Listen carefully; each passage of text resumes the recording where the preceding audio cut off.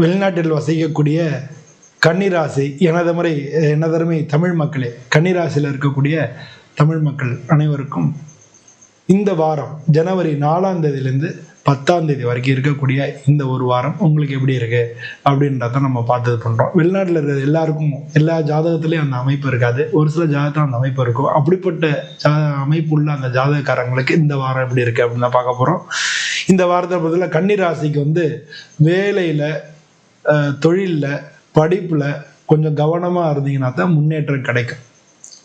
ஆனால் அந்த முன்னேற்றம் உங்களுக்கு பெரிய லெவலில் யூஸ் ஆகும். பெரிய லெவலில் உங்களுக்கு முன்னேற்றம் கிடைக்கிற வாய்ப்பு நிறையா இருக்குது. பொதுவாக டாக்குமெண்டேஷன், அனலைசிஸு, இல்லை எக்ஸாம் அட்டன் பண்ணுறீங்க, படிக்கிறவங்களா இருந்தால் எக்ஸாம் அட்டன் பண்ணுறீங்களா, அதில் உங்களுக்கு சாதகமாக இருக்கும். செலவுகளை கட்டுப்படுத்துறது நல்லது. கொஞ்சம் சேமிக்கக்கூட இந்த வாரத்தில் வாய்ப்புகள் நிறையா இருக்குது. பொதுவாக அவங்க கூட இருக்கிறவங்க, கூட வேலை பார்க்குறவங்க, இல்லை கூட படிக்கிறவங்க, இல்லை அவங்க ஆஃபீஸில் வேலை பார்க்குறவங்க எல்லார்ட்டையும் ஒரு நல்ல ஒரு புரிதல் இருக்கும். அதனால் அண்டர்ஸ்டாண்டிங்ஸ் நல்லா இருக்கும். தேவையில்லாத விமர்சனம் வரலாம், அதெல்லாம் ஒதுக்கி தள்ளுங்க. அதை பற்றி அது இல்லாட்டினா உங்களுடைய இதில் கொஞ்சம் தொந்தரவாக இருக்கும். அதனால் அதெல்லாம் எல்லா விமர்சனம்ன்றது வரத்தான் வரும். அப்படின்ற மாதிரி நீங்கள் அப்படி அதை ஒதுக்கிட்டீங்கனாலே நல்லது.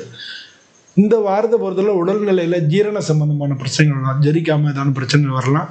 அதனால் நேரத்துக்கு சாப்பிடுங்க, தண்ணி அதிகமாக குடிங்க. புதன்கிழமை அன்னைக்கு பெருமாளை வணங்குறது, இல்லாட்டினா புத்தரை வணங்குறது உங்களுக்கு நல்லது. கன்னிராசி அன்பர்கள் புத்தரை நல்லாயிருக்கும்.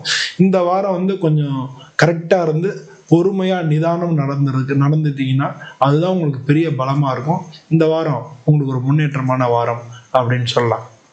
இந்த வீடியோ பிடிச்சா லைக் பண்ணுங்கள், ஷேர் பண்ணுங்கள், கமெண்ட் பண்ணுங்கள். அனைவருக்கும் நன்றி, வணக்கம்.